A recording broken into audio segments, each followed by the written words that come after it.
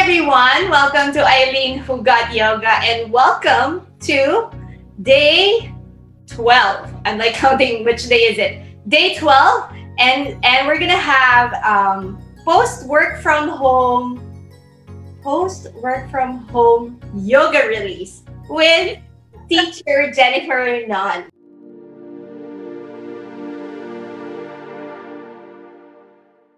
I have a guest teacher today. I'd like you to introduce first to teacher Jennifer Nunn. Okay. Hi, Teach. I'll turn Hi.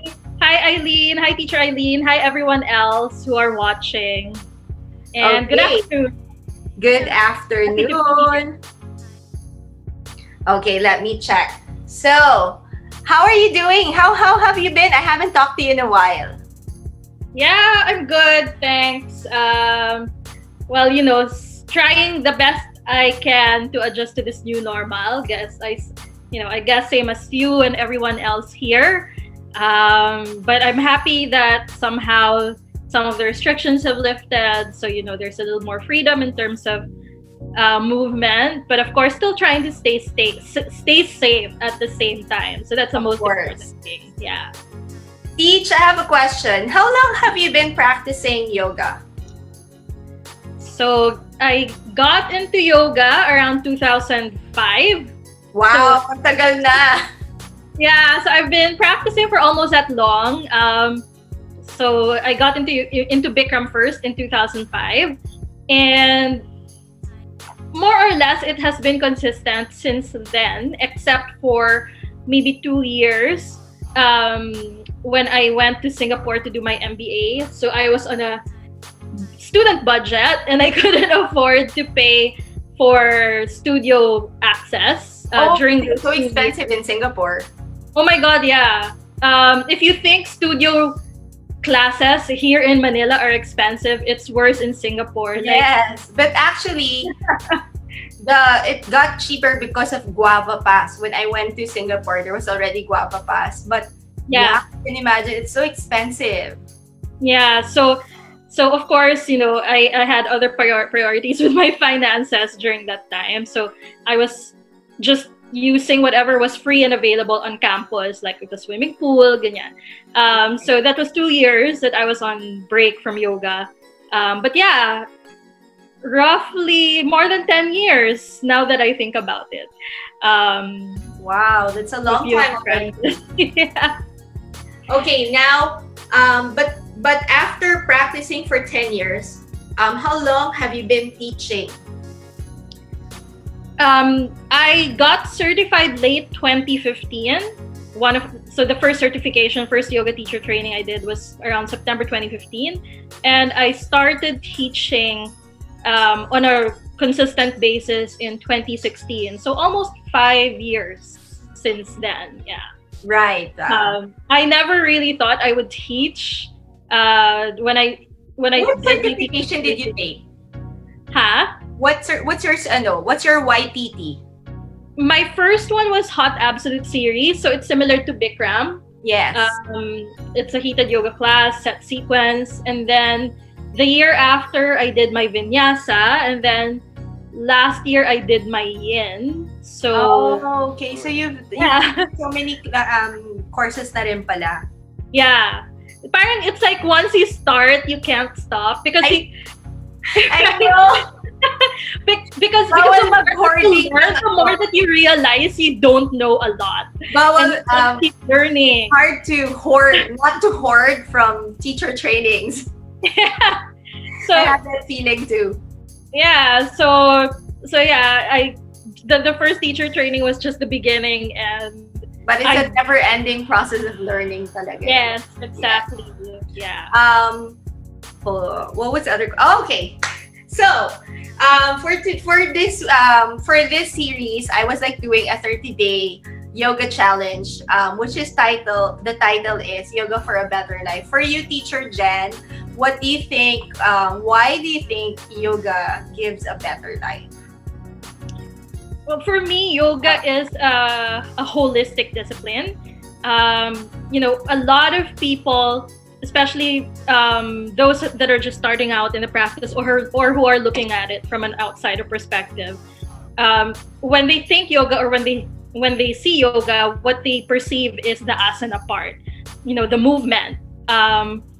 But yoga, in fact, is comprised of several different things, from meditation, pranayam or breath work, the asana, the yamas and niyamas, which are basically like the values that we try to imbibe in our lives, and a couple of other things. There's 8 limbs in total. And obviously, when I first started out in Bikram, I was the same. I only thought of the physical aspect. Right. And to be honest, so that's what got me into yoga, the physical aspect. I wanted to lose weight. I wanted to be sexier, be thinner. I think most of people started with physical aspect talaga. I did also. Yeah, I think if you interview people, 80 to 90% probably will say the same thing. I got into yoga because I wanted to stay fit. I wanted to lose weight, etc. So a lot of us got into it the same way. And for the longest time, I would say for years, that was my yoga practice. It was really physical. And I did see the benefits of it in the physical aspect. It brought more endurance, strength, flexibility. It improved my balance, my mobility. Yes, to a certain extent, weight loss, but because I love my food. I'm guilty with that, but because I love sugar. Because of that, nutrition is really a huge part of it. So definitely it really improves your life in a physical sense. You feel better, you move better, etc. But one thing that I have also realized in the last few years especially is that it can improve your life in more than just the physical aspect. Now we're going into the more mental and emotional dimensions. So like in my case, part of the reason I got into yoga was because during that time when I got into it in 2005, I was working in advertising, and everyone knows how stressful advertising is. How many hours you work. So it was also a great way for me to relieve some of my stress. And actually, like later on in one of the other companies I was working with, my team knew that I was into yoga, and they could tell the difference if I hadn't done yoga yet or if I had. Kasi I will be bitchier if I hadn't practiced yoga in at least 1 or 2 days. So there would be times where I get to be a little more, for lack of a better word, fine, bitchy na. Whenever we're working overtime, etc. And they'll be like, when was the last time you did yoga? And I'll be thinking, the other day. And they're like, okay, please go to a class and then come back. You deserve to do yoga, okay? I think right now, it would be a good help for people in advertising to really do yoga, because it's such a high-stress job. Yeah, I'd say anyone working in I think anyone, regardless of how stressful their job is, would benefit from it, but especially someone who work in these high-stress environments, whether it's advertising or I've been in startups for like the last 5 years. So anyone in startup businesses, anyone in sales, yes. Anyone in high positions, top management, because there's so much pressure and so much responsibility. True. You would definitely really benefit from it, because another thing that I found for myself also is that it makes you more mindful of how you relate to people, how you react to situations, what your words mean, the impact of your words and your actions. And that was another thing kasi when I was younger, talagang bara-bara lang ako. People would be like, you're so tactless, etc. I will be the first to admit, there was a lot I can relate, man. So, and I wouldn't say that I've completely softened, because I still have a strong personality, but because of yoga, it has made me more mindful of my words and my actions. And especially as you grow into higher stress positions or positions with a lot more responsibility, that's more important for you, because it really you really need a lot of those people skills. It's not anymore about how well you do your job lang. It's also about how you manage your people. Managerial positions, yeah, for sure. Yeah, so yoga has definitely helped me in that sense also, as I've also grown and progressed in my career, because yes, I also work other stuff aside from teaching yoga. And then the last for me, I would say, is in terms of the mental and emotional aspect, is that I've had my own personal struggles over the years. I've battled depression and anxiety. I'm still actually working through it. I still go to therapy. Thank you for sharing that. I think there's a lot of people who are actually battling with anxiety and depression, but some are just not. First, they might not be aware that they have it. Second, exactly. They may, like, I felt like I went through depression and anxiety, but I'm just not clinically, what do you call that? Clinically diagnosed. I'm not clinically diagnosed. I wasn't diagnosed by a teacher, by a doctor, you know. But I think I went through that as well. I may be still going through that in some parts of my life. But yoga has really helped in make me cope in day-to-day life, actually. And it's the same. Well, I would always say din naman, with anyone, especially with depression, while yoga could help, because it has definitely helped me, it's always good to also seek professional help at the end of the day, because no person is alike, right? No two persons are alike. So what works with one person may not necessarily work for another person. So maybe you need something else to help treat you, to help manage, whether it's medicine or talk therapy or movement therapy or art therapy or something else. And kasi merong iba na when they're depressed or anxious, they get too much inside of themselves. And yoga is all about introspection. So yoga might actually be a trigger pa for them, or make things worse. So while there are studies that say yoga helps, and personally it has helped me, and I like to also recommend, why not try yoga? At the end of the day, if you are open to seeking professional help, I would say do that as well. Yeah. At the end of the day, because you'll also get the most result the more you try different things. But yeah, as you mentioned, some people may not realize that they actually have it. Like, I personally didn't know that I had it. I didn't realize until someone close to me, who also went through a patch of depression, noticed the symptoms in me and talked to me and said, maybe you should talk to someone, because I see symptoms in you, and I'm not saying you do have it, but you might. And that was what opened the door for me. So I'm lucky in that sense that someone actually pointed it out. So I don't think I ever went through that period of depression that some people go to, na parang talagang black hole. And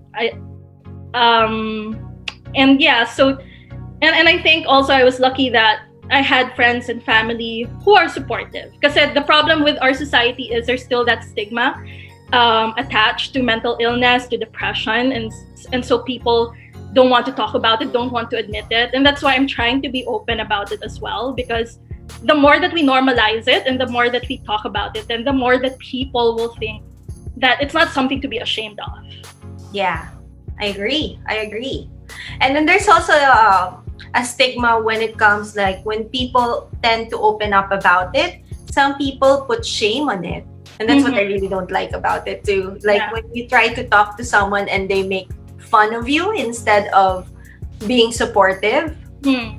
I think for some, they always think that, like, wala yan, inom na lang tayo. They don't know that it can aggravate actually the person is feeling, right? Yeah, or like they minimize the problem. Like or they say it's a made up construct in your mind.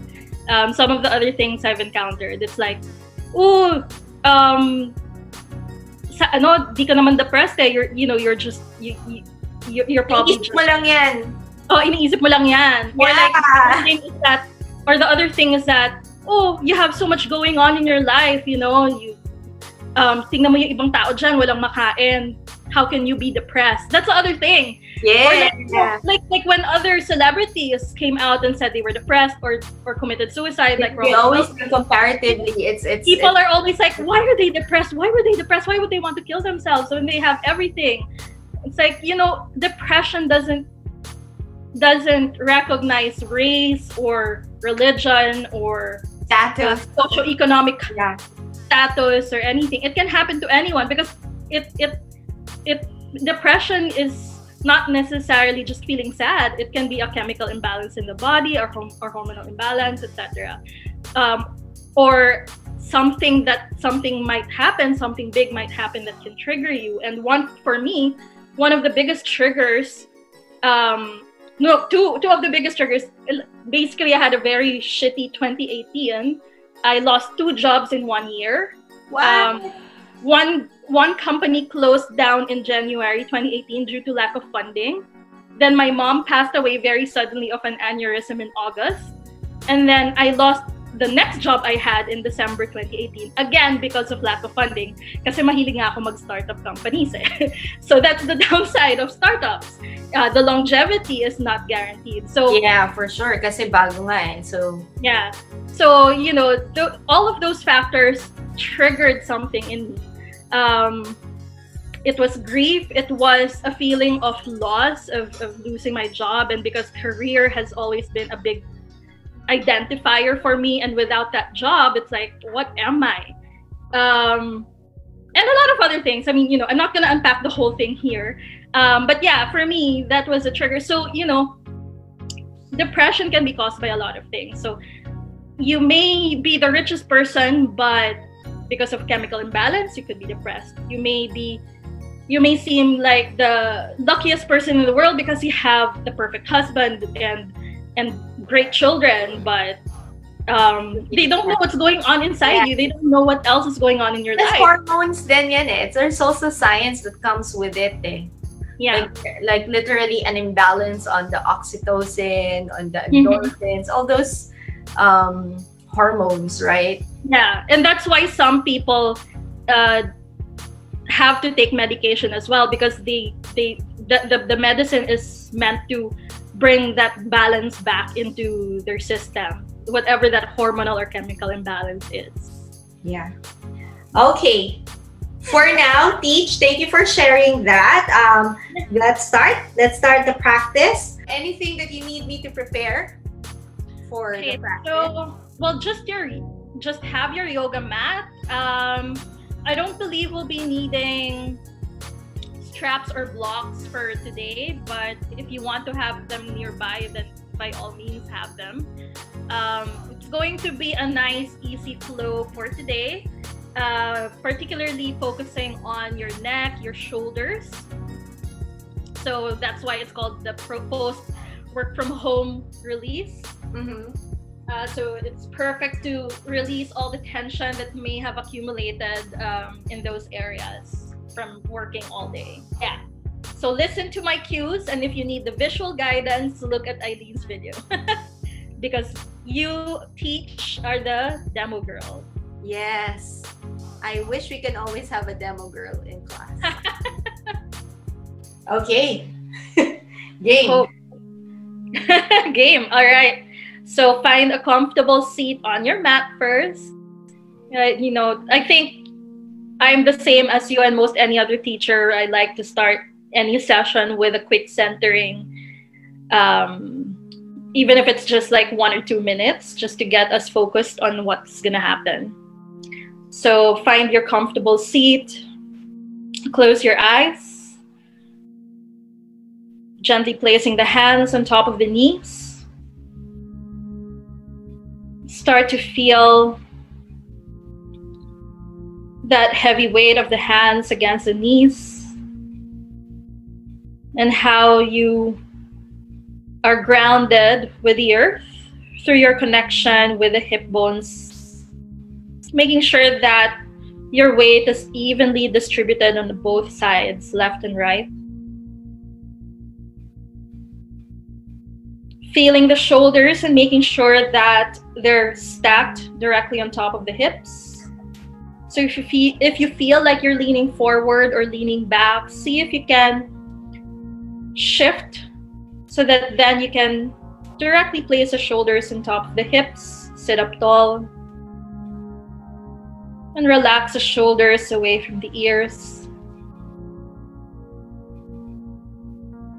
Just take a couple of long, deep breaths here through the nose.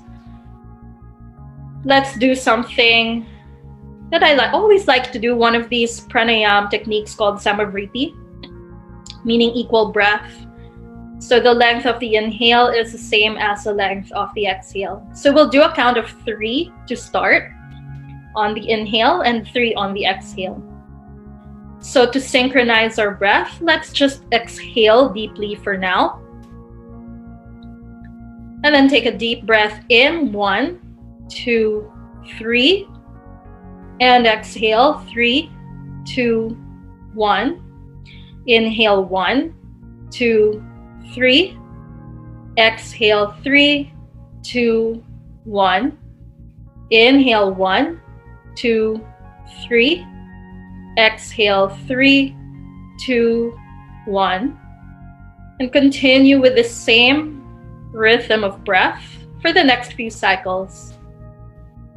Or if you'd like to switch it up, maybe bring the count up to 4, 5, or even more. Go ahead.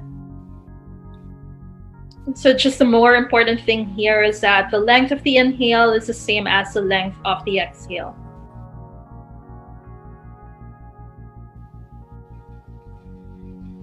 And if you want to set an intention for your practice this afternoon, you can also do that.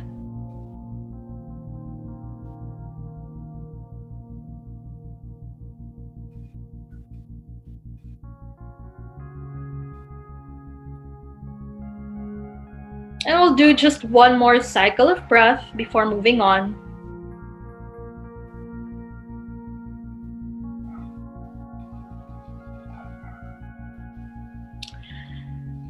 And on your next breath, just slowly blink the eyes open. And we're going to start by rolling our wrists. So just interlace the fingers together. And then just make circles with the wrists, or like a figure 8. Rolling gently. Maybe you'll hear some clicking, clacking noises. Maybe you'll feel some catch and release going on. And then just switch directions in your rolls. So it's a little hard to think, like, how do I switch directions? But basically, opposite of the starting. I know, it's hard. Like, for me, sometimes it's like, wait, what? And then slowly come back to stillness. All right, and then separate the hands. And then now you're going to bring you're going to make fists with the hands, but first fold the thumb in, and then you're going to fold the 4 fingers outside the thumbs. All right, and then stretch your arms out in opposite directions like a T. Yes. And then so we're going to feel a stretch here along the thumb side of the forearms. You're going to imagine there's pitchers on either hand, and then imagine pouring water out of those pitchers. So you're going to tilt the pinky side of your hands down towards the floor and feel a stretch on the thumb side of your arms.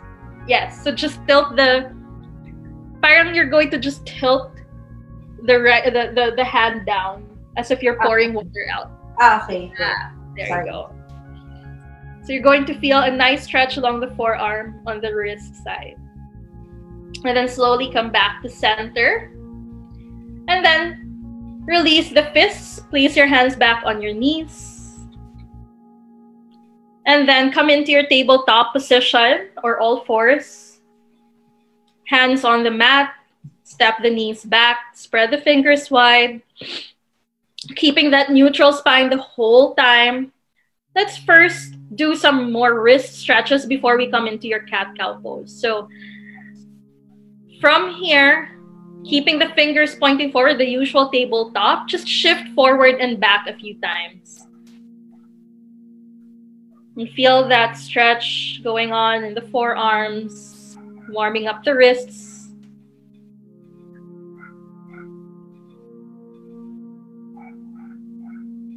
And then slowly come back to center, find stillness. And then we're going to flip, so now your fingers point towards the knees with the palms still facing down towards the floor. Okay. And slowly rock forward and back again. Maybe feeling heat building up around the wrists and the forearms as we continue doing this.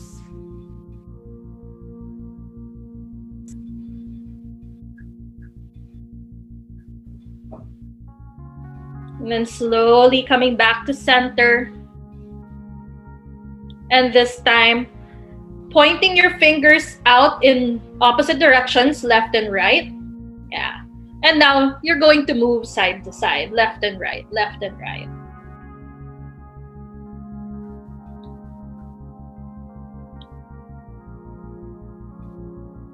Okay, and slowly come back to stillness in the center again. And then bring the fingers to face forward again or point forward again. So coming back to your regular tabletop position. And let's just do a few rounds of cat-cow, warming up the spine. Inhale, look up, melt the belly down to the floor, lift the tailbone up. And exhale, round the spine, tuck your chin to your chest, gaze to the belly. Inhale, arch the back, feel the widening in the collarbones, look up. And exhale, push the back up to the sky, gaze to the navel. Inhale, arch the back again, feel the chest reaching forward.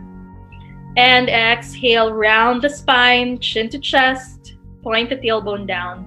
One last round at your own pace. As you inhale, arching the back, and as you exhale, rounding the spine. And then coming into stillness in your tabletop, find your neutral spine.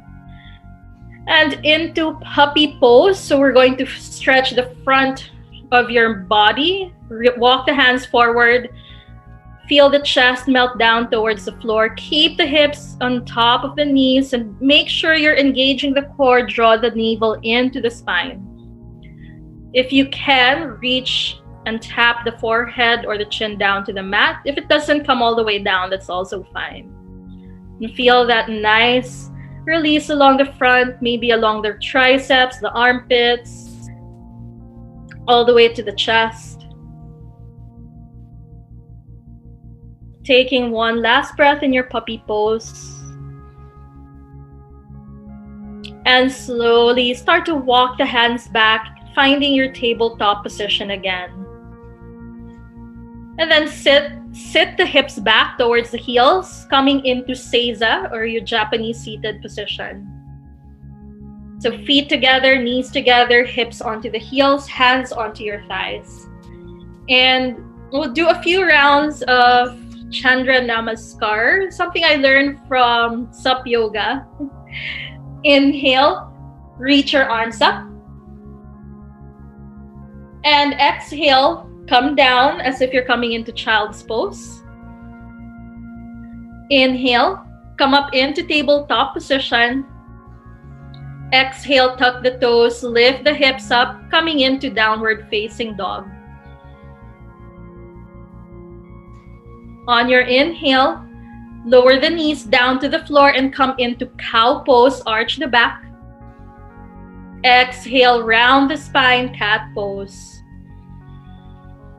Inhale, come up onto your knees. So stand on your knees. Inhale, stand on your knees. Exhale, hands on the lower back. Come into camel, lift the chest up, point the elbows back, look up. And on your next inhale, come back to center. And exhale, lower the hips back towards the heels, coming into Seiza. And we'll just do 2 more rounds of this Surya Chandra Namaskar. Inhale, reach the arms up, gaze up. And exhale, fold forward. Inhale into your tabletop position. Exhale, tuck the toes, lift the hips up, down dog. Inhale, lower the knees, come into cow pose, arch the back. And exhale, round the spine, cat pose. Inhale, stand on your knees. Exhale, hands on the lower back. And camel. Inhale, come back to center. And exhale, hips back to your heels, Seiza. One last round. Inhale, reach the arms up, look up. And exhale, fold forward. Inhale, come up to tabletop. Exhale, tuck the toes, hips up into your inverted V-shaped down dog. Inhale, lower the knees and arch the back into cow pose. And exhale, come into your cat pose. Inhale, come up to stand on your knees. Then place your hands on the lower back. As you exhale, camel, arch the back, hips forward. Inhale, come back to center. Exhale, come back into Seiza. Hands on your thighs. And from here, coming into your wide-legged child's pose. So separate the knees, maybe mat width apart. Keep the feet together, then walk the hands forward. Resting the forehead down to the floor, or if you need a block under the forehead, you can use that as well. Feeling the chest melt down to the mat. Feeling your thighs cradle your torso. Feel the hips resting back towards the heels. And you can stay here, or if you want to intensify and add a stretch on your tricep, bend the elbows, reach the hands back, and come into prayer hands behind the neck.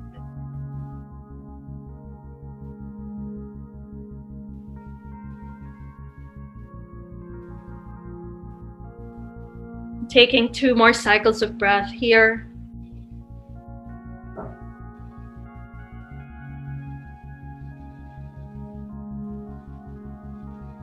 And slowly start to release the hands back to the mat. Adding a thread the needle while you're still in child's pose. Inhale, lift the head a few inches off the mat. Thread the right arm under the left, reaching the right arm over to the left side. Resting the right cheek, right shoulder to the floor. And you can keep extending that left arm forward, or you can also reach it back and hold on to the right hip with the left hand. And whichever variation you're doing, see if you can reach or lean the top shoulder back to open up the chest more towards that left side. Feeling that along the right shoulder especially.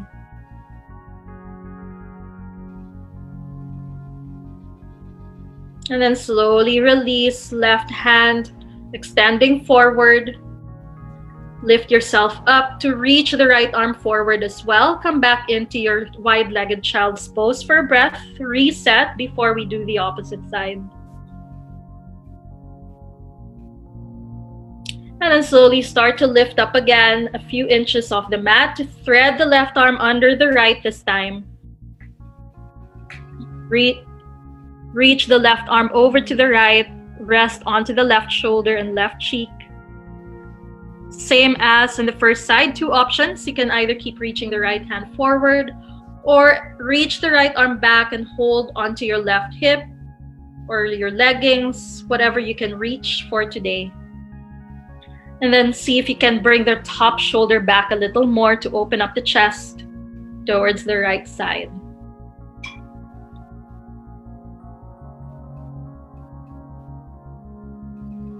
And then slowly release the right hand back towards the mat. If you were holding onto the hip, extend the right arm forward. Lift up slightly to reach your left arm forward as well. And come back into your child's pose for a breath.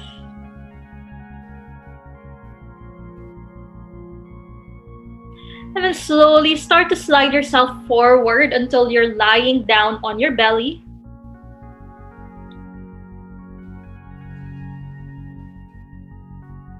Reach your arms by your sides with the fingers reaching for the back of the room towards your feet.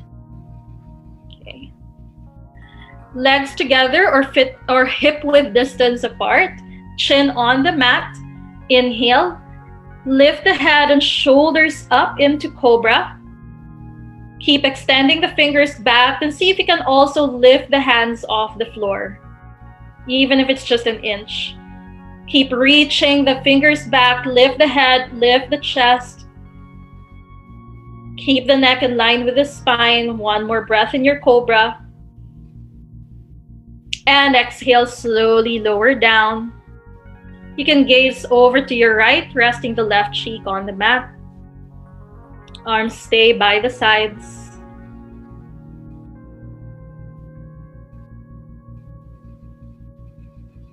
Now interlace the fingers behind you. Squeeze the palms together and then straighten the arms as best you can. But if you need to keep a slight bend in the elbows, that's also fine. Keep the feet hip width distance or legs together. Inhale, lift the head and shoulders up again, coming back into your Cobra. Reach the knuckles towards the feet, lift the head, lift the shoulders. Now see if you can lift the legs as well. Keep the legs straight, don't bend the knees. Lift everything off the floor, and now just your hips down on the mat. Keep breathing. One last breath in your locust. And exhale, slowly release. This time looking to the left, right cheek on the mat, and you can release your grip, arms by the sides.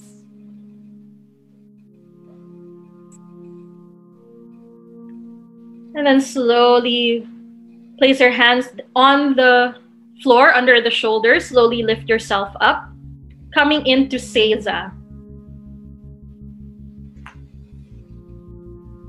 Feet together, knees together. Sit the hips back onto the heels, hands onto your thighs.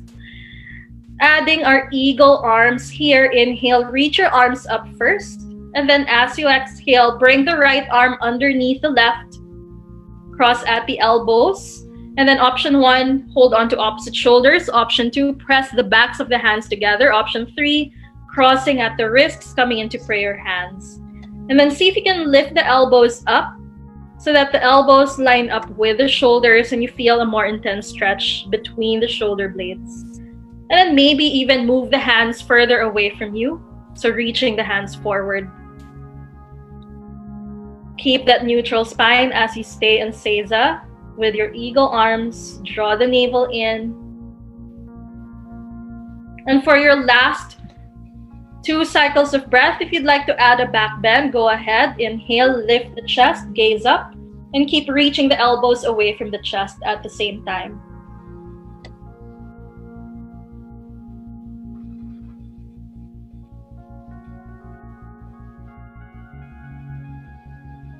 And slowly come back to center.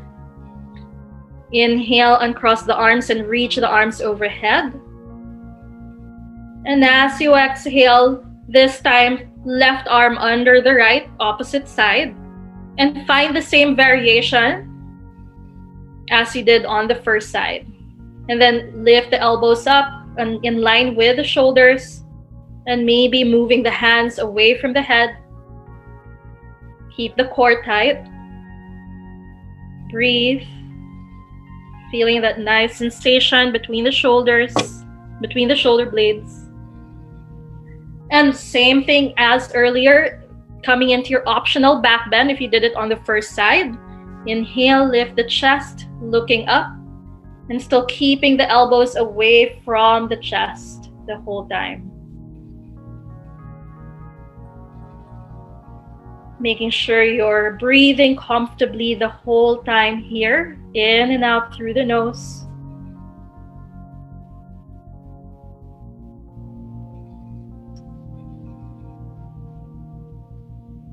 And slowly come back to center, uncrossing the arms.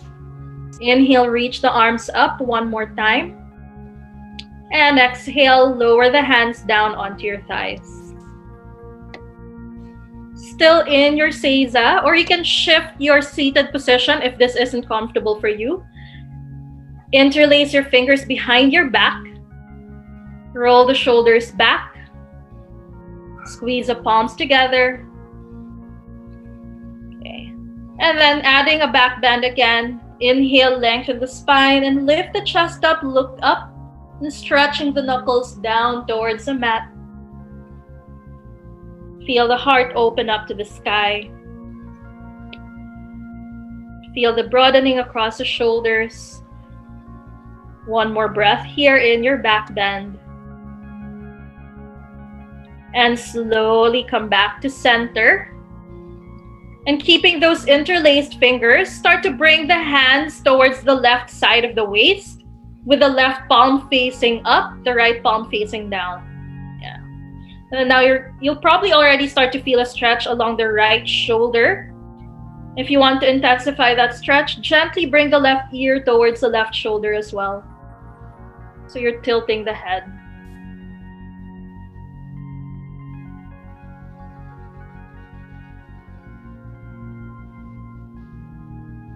And slowly bring the head back to center.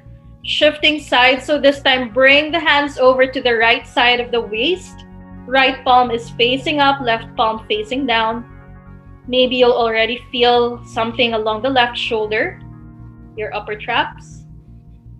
If you want to intensify that stretch, tilt the right ear towards the right shoulder.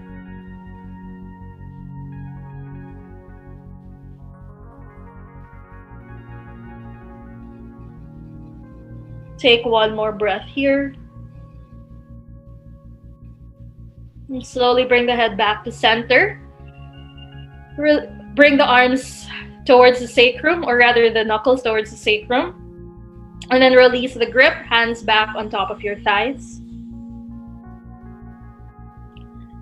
Then tilt the chin down towards the chest. And then as you exhale, slowly move the right ear towards the right shoulder, coming into a half circle, or more of a 1/4 circle actually. And then roll the chin back down towards the chest and bring the left ear towards the left shoulder. And slowly chin comes back down to the chest, then right ear towards the right shoulder. And then come back with the chin to the center, then left ear to left shoulder.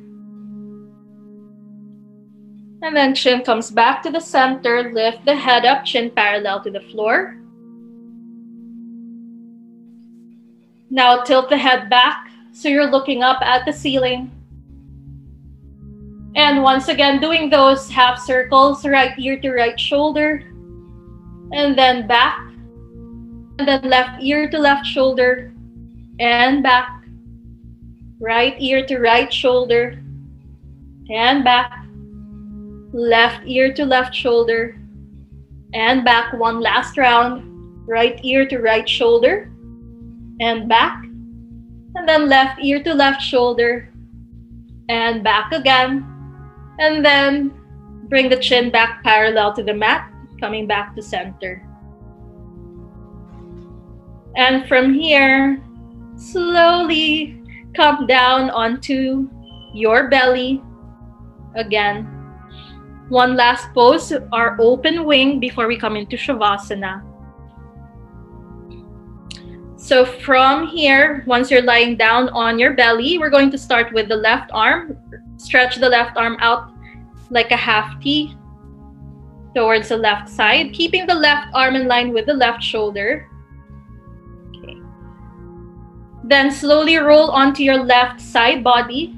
Bend the right knee and step the right foot outside the left leg, if you can.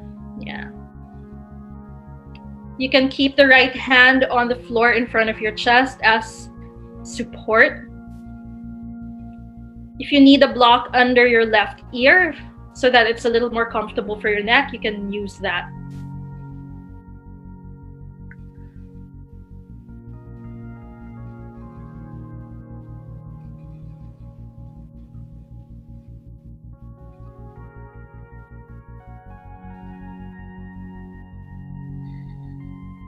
And slowly roll back onto your belly.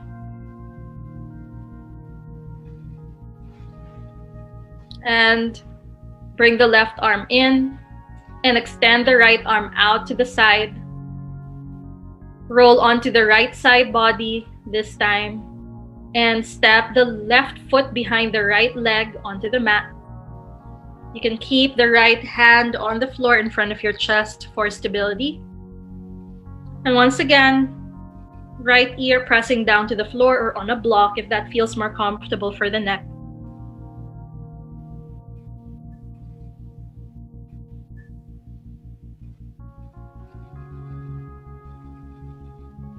Taking just 2 more cycles of breath in your open wing.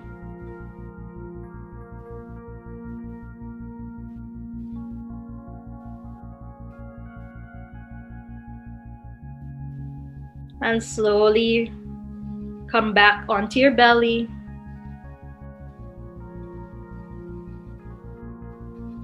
And now roll over to lie on your back.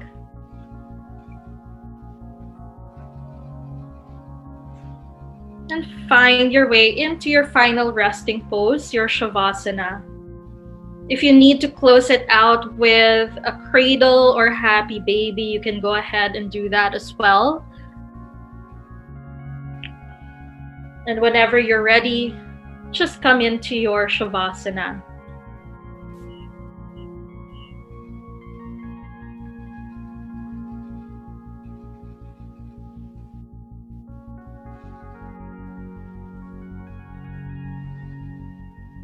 And we'll stay here in your Shavasana for just a short while, giving you time to rest. Notice how the body feels. Reconnect with the breath.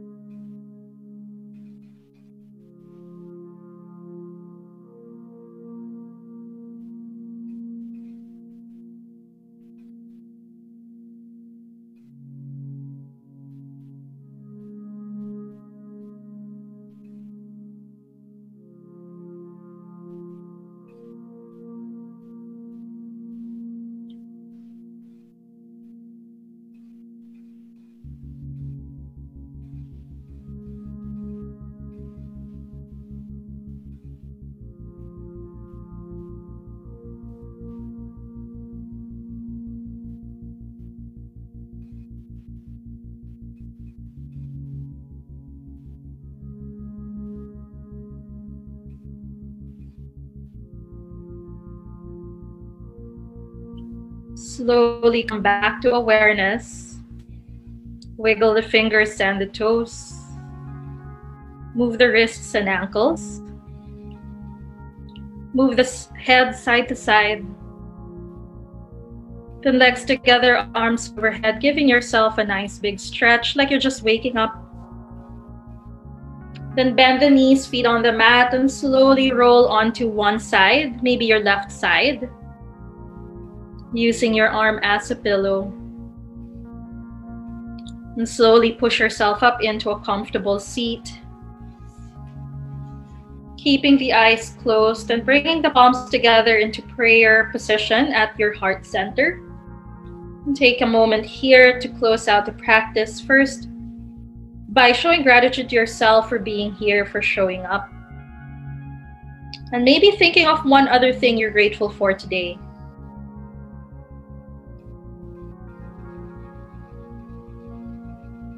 And thank you as well for allowing me to be here to help share in my practice, to guide you in your practice. Thank you for having me. Namaste. Namaste. Thank you, Teach. Thank you so much. Thank you also. I hope you enjoyed the short class. I really enjoyed. We were talking about this earlier. I think as you progress in your practice, or like nowadays, we really need relaxing practice. Mm-hmm. Yeah. Yeah. I mean, sometimes I still crave for the like sobrang pawis dripping everywhere kind of thing. Yes, of course. Yeah. But most of the time also it's more about the gentler practice as well, because we're going through so much. Exactly. Sometimes what we just need is a little bit of movement, and a little bit of that introspection and slower pace. We need to relax and slow down din kasi. I think that's the struggle with a lot of people also, because they're working from home. They're having a hard time finding the balance between working from home and their life outside of work at home. For sure. Yeah, so we need to find that time to relax and slow down. So hopefully this helped with that. Thank you very much for gracing us in today's practice. Yes. I really appreciate this. Thank you guys for joining me in today's practice with teacher Jennifer Nod, and I hope you had a very good and relaxing time. Have a great day. Thank you for practicing yoga with me. Please don't forget to like, share, and subscribe to my channel. You can also check out more yoga videos and follow me in my Facebook and Instagram.